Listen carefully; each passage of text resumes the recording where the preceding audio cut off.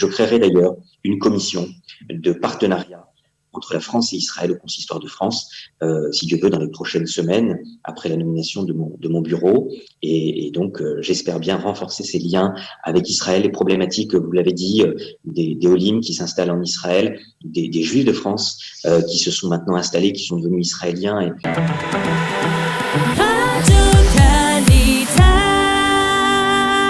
Eh bien, nous avons le plaisir, en ce vendredi, veille de Shabbat, d'être en ligne avec Maître Eli Korshia. Maître Eli Korshia, bonjour, Boker Tov.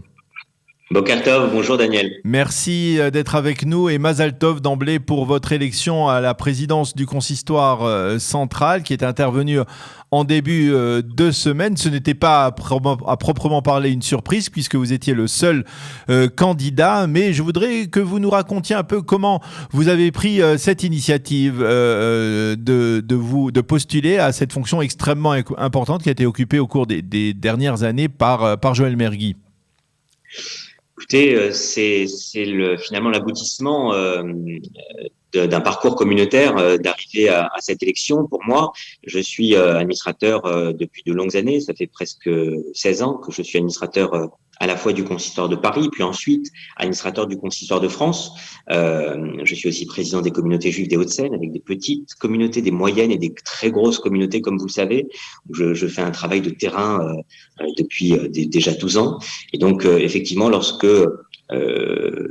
l'élection s'est organisée, j'ai postulé à ce poste et j'ai eu le plaisir, l'avantage, l'honneur d'être soutenu, d'être porté littéralement par de très nombreux leaders communautaires de notre communauté juive à travers toute la France, aux quatre coins de l'Hexagone, et qui m'ont encouragé. Et cela a fait que finalement personne ne se soit porté candidat, même si très sincèrement ça ne m'aurait pas du tout dérangé d'être dans une compétition vertueuse avec d'autres candidats, mais ça s'est passé comme ça pour la première fois. Ça s'est déroulé de cette façon-là depuis en tout cas bien longtemps, et en tout cas ce qui est important, c'est que ça s'est passé dans un climat d'apaisement, ce qui n'a pas toujours été le cas malheureusement dans les élections consistoriales dans le passé, un climat d'apaisement, un climat très constructif, et j'ai fait campagne avec un tour de France des communautés juives dans tous les consistoires. J'ai été discuté dans des réunions, dans des soirées, j'ai écouté beaucoup ce qui m'était dit par les administratrices, les administrateurs, les rabbins, les grands rabbins, les dayanim, et effectivement ça a nourri ma réflexion, et j'en ai tiré un programme d'action que j'ai ensuite soumis à l'ensemble des grands électeurs du consistoire. On parle de 560 grands électeurs à travers tout le territoire national, dont 310 titulaires qui étaient amenés à voter. Et ce qui m'a touché aussi, Daniel, c'est la très forte mobilisation, alors qu'il n'y avait qu'un seul candidat, puisque chez nous, il n'y a pas de procuration, il faut venir le jour du vote à Paris. Et ce qui m'a touché, c'est la très forte mobilisation, la participation de dirigeants, de dirigeantes, de rabbins et de grands rabbins à travers toute la France qui sont venus pour cette élection. Donc c'est une forme de plébiscite envers votre personne, mais le simple fait qu'aujourd'hui, ou on va dire ces dernières années, au sein de la communauté juive de France, on ne voit plus véritablement de confrontation. On sait que par exemple le président du CRIF a été élu, était le seul candidat. Vous avez été le seul candidat au poste de président du consistoire central. Est-ce que ce n'est pas le reflet d'une forme d'affaiblissement des structures communautaires dans la communauté juive en France aujourd'hui ? Je ne dirais pas ça comme ça. Je pense que ce qui a changé, en tout cas pour la présidence du Consistoire de France, pour celle du CRIF dont vous avez parlé tout à l'heure, c'est qu'à une certaine époque, on se présentait, qu'on veuille être élu ou qu'on soit vraiment persuadé qu'on allait pouvoir être élu, on se présentait parfois dans des candidatures qui pouvaient être des candidatures, non pas de témoignage, je ne dirais pas ça comme cela, mais on se présentait pour se présenter et aller à l'élection. Aujourd'hui, ce sont des postes de président du Consistoire de France, postes de président du CRIF, qui sont des postes très importants. Il y a aussi le poste de président du Fonds social juif unifié qui est important, avec mon ami Ariel Goldman. Mais en tout cas, pour les deux postes que vous citez, président du CRIF, président du Consistoire de France, je crois que pour se présenter à ce type de fonction aujourd'hui, d'abord, il faut que sa candidature puisse paraître légitime. Ce sont des postes qui nécessitent bénévolement un très, très grand investissement. Et on ne peut le faire, à mon sens, que lorsqu'on a eu des responsabilités importantes dans l'institution durant de nombreuses années. Ce qui fait que le nombre de personnalités qui peuvent éventuellement postuler est relativement faible. Ça ne veut pas dire qu'il doit y avoir un candidat, il peut y avoir 2 candidats, 3 candidats. Mais ce qu'on a remarqué, c'est que les gens ne veulent pas nécessairement y aller. Puis il faut aller voir tout le monde, il faut contacter tout le monde. Donc les gens ne veulent pas nécessairement nécessairement y aller s'ils sentent, je dis bien s'ils sentent, après ça peut être justifié ou non, mais s'ils sentent qu'il y a une candidature ou deux candidatures qui peuvent paraître particulièrement légitimes, vous voyez qu'il y a moins de candidatures multiples qui se font. Donc je pense que c'est surtout ça la réflexion qui s'est faite dans ces deux grandes institutions qui sont hier le CRIF, aujourd'hui le consistoire de France. Alors, vous me parliez d'un programme d'action que vous avez établi au fil de vos visites à travers les différentes communautés en France. D'abord, la première question, et c'est une question que l'on se pose vu de Jérusalem, comment se porte le consistoire après 2 années de crise, d'épidémie qui ont perturbé, on va dire, la vie de la communauté? Comme toutes les institutions, évidemment, comme le pays tout entier, il y a eu des périodes extrêmement difficiles, extrêmement compliquées suite au Covid et à la restructuration qui a dû être faite, de certains de nos modes de vie d'ailleurs, pas seulement institutionnellement. Donc ça a été une période compliquée qui a été bien gérée, je trouve, globalement, dont on ressort changé et peut-être même parfois renforcé. Je ne parle pas des difficultés qui ont pu être liées financièrement à nos structures, parce que je crois qu'on a essayé de faire au mieux pour limiter effectivement l'impact compliqué que ça a été sur le plan financier, mais je dirais que dans la mentalité de notre action, nous nous en sortons renforcés parce que nous restons très forts, avec un vrai travail de terrain qui n'a pas cessé avec le Covid, voire même qui s'est transformé parfois avec les réseaux sociaux, avec beaucoup d'actions qui ont été faites en dehors du cadre habituel. Et donc ces actions de terrain, ce sont les actions du Consistoire de France. Vous le savez très bien, Daniel, que ce soit à Paris, en banlieue parisienne, dans toutes les grandes villes, dans les petites et moyennes communautés aussi. Ce travail qui fait vivre la vie juive avec nos responsables, qu'ils soient dans les conseils d'administration ou dans le milieu rabbinique, eh bien ce travail de vie juive, il est sorti non pas affaibli, mais je pense même renforcé de cette épreuve, parce que les gens ont plaisir à retourner, à retrouver le terrain de leur synagogue, de leur centre communautaire, des moments d'échange qu'ils peuvent avoir aussi dans les conférences, que ce soit en présentiel, comme on dit aujourd'hui, ou en distanciel. Je crois qu'il y a vraiment une appétence très forte pour retrouver cette vie communautaire qui, à un moment donné, nous a manqué dans ce rapport social qui est fondamental et que nous maintenons au quotidien. Alors, on a toujours besoin de mettre un petit peu des étiquettes, même si c'est peut-être pas toujours souhaitable, mais est-ce que l'on peut dire que avec votre élection, on assiste à une forme de changement dans la continuité, dans la ligne du consistoire central de ces dernières années, c'est-à-dire sur le plan religieux, une orthodoxie bienveillante? Est-ce que l'on peut aussi parler d'une proximité avec l'État d'Israël? Quelles sont les grandes lignes de votre action et de votre orientation, on va dire, personnelle et communautaire? Bien sûr, c'est exactement cela. Je vais vous le détailler un tout petit peu en quelques mots. J'ai inscrit mon action, mon programme, ce que je vais essayer de bâtir dans les années qui viennent, à partir de 3 mots, Daniel. L'unité, la continuité et le changement. L'unité, je crois que je m'en suis un petit peu expliqué tout à l'heure, c'est agir dans une grande unité d'action avec les différents consistoires, et je suis heureux et fier qu'il m'ait tellement soutenu pour accéder à ce poste. La continuité, c'est évidemment pour moi inscrire mes pas dans ceux de mes prédécesseurs. Je citerai notamment les 2 derniers avec qui j'ai eu l'occasion d'œuvrer. Jean Kahn, au tout début de mon action, qui a été un grand président du consistoire central, et puis bien évidemment Joël Mergui, avec qui j'ai construit mon action communautaire durant de nombreuses années avant d'arriver à cette fonction qui est la mienne aujourd'hui. Évidemment, je m'inscrirai dans la continuité d'un judaïsme fidèle à l'halakha, au Shulchan Aruch, à l'orthodoxie bienveillante dont vous venez de parler, et avec aussi, puisque chaque président a sa façon de gérer, de présider l'institution avec sa personnalité, son parcours. Le mien est un parcours d'avocat, un parcours de dirigeant, de président de synagogue durant de nombreuses années, comme l'ont été mon grand-père et mon père, Alev Shalom, ce qui est un cas un peu particulier aussi, atypique.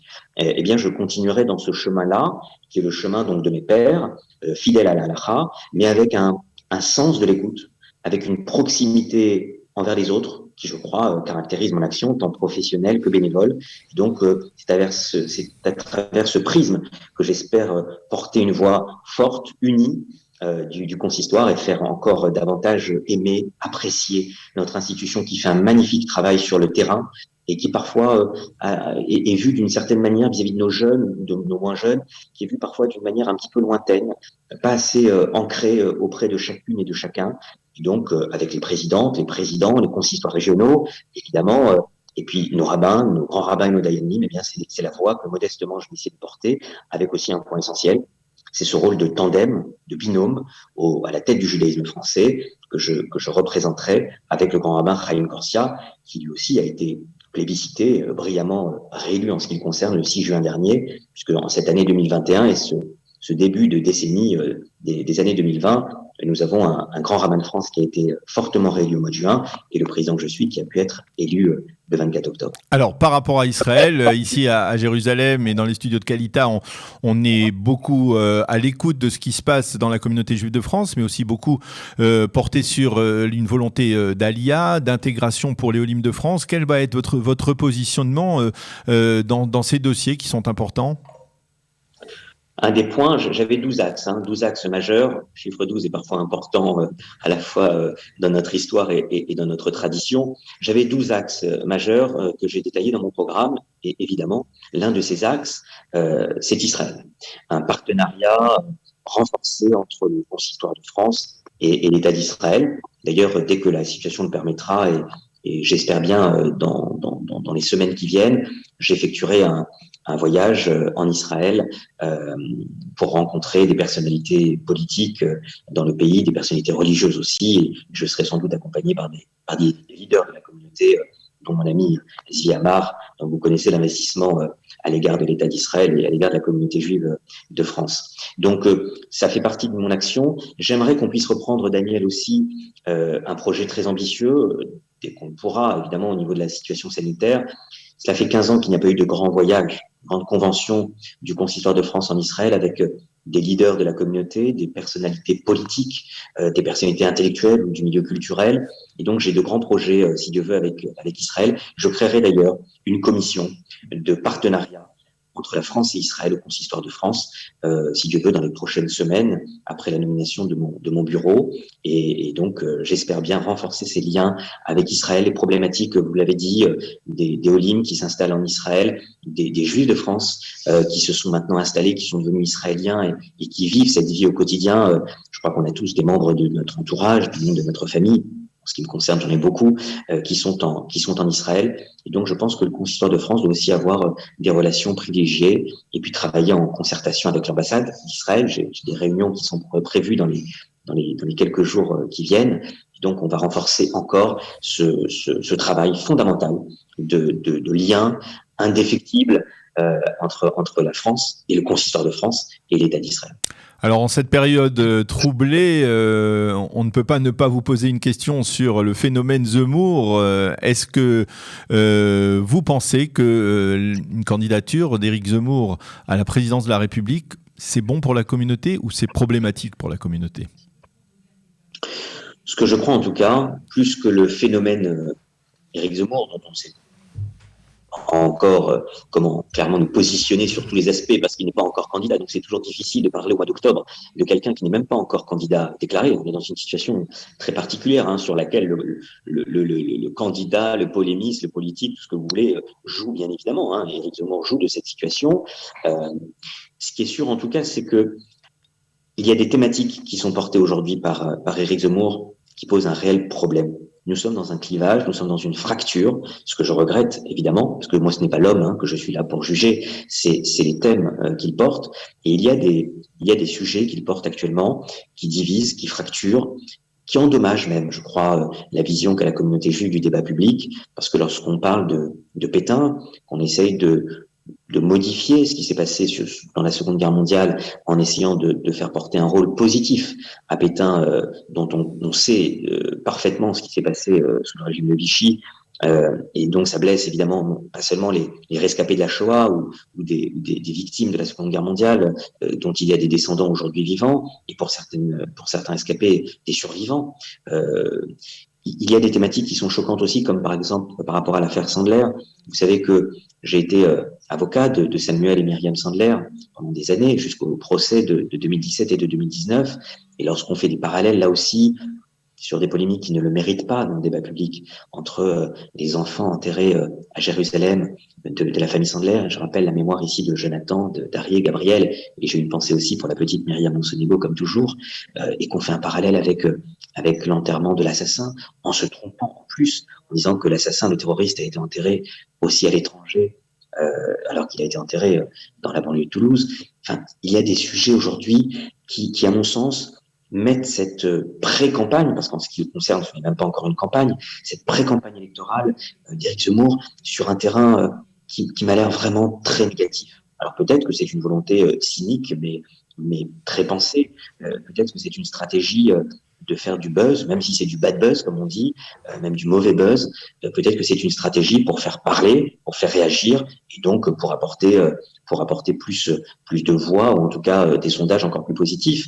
En ce qui concerne la communauté juive, c'est particulièrement inquiétant. Et ce que je dis aujourd'hui, c'est qu'il faut faire attention, parce que au lieu de rassembler, pas seulement la communauté juive, je parle de la communauté nationale, et les Français, il ne faudrait pas que des discours qui soient démagogues, qu'ils soient populistes, en tout cas que des discours puissent aujourd'hui diviser notre nation. Et ça, c'est un discours qui est à mon sens, très, très difficile, voire même parfois un peu nauséabond. Et diviser la communauté aussi, certainement, n'est-ce pas ? Évidemment, vous savez, je l'ai dit, je l'ai dit publiquement, je l'ai dit au niveau des médias, je n'ai jamais cru et je ne crois pas du tout à un vote juif. Il n'y a pas de vote juif. Il y a des juifs de France, des Français juifs qui se positionnent sur un certain nombre de thématiques, qui d'ailleurs parfois, pour entraîner leur vote, que ce soit pour tel ou tel parti politique, pour tel ou tel candidat, n'est pas directement lié d'ailleurs à leur judéité. Ça peut être sur l'économie, ça peut être sur d'autres choses. Évidemment, la sécurité a pris est un accent très important des programmes électoraux et du choix des électeurs. Mais il n'y a pas de vote juif, mais il y a quand même deux choses sur lesquelles j'insiste beaucoup parce qu'elles caractérisent, à mon sens, souvent la position des Juifs de France. C'est d'abord le fait de voter, de ne pas être dans une logique abstentionniste. On a toujours voulu participer au débat, participer au vote, jouer notre devoir civique en France, et ça depuis toujours, et je pense que c'est important. Je crois que ça caractérise aussi notre communauté au sein de la communauté nationale. Et puis le deuxième point, c'est quand même notre rejet des extrêmes, parce qu'on sait, dans notre histoire récente, on sait ce qu'ont amené les positions extrémistes dans notre pays, et que les Juifs en ont souvent, toujours souffert au premier chef. Donc, si j'ose dire, il n'y a pas de vote juif, mais il y a des éléments qui font partie de notre vote, et je crois que le rejet des extrêmes, Daniel, c'est un élément très important. Eh bien, Maître Elie Korchia, merci beaucoup d'avoir accepté de répondre à nos questions ce matin sur Radio Kalita. Bien entendu, on vous souhaite beaucoup de réussite dans votre mission et on en profite aussi pour vous souhaiter Shabbat Shalom. Merci encore et à bientôt. Merci, Shabbat Shalom.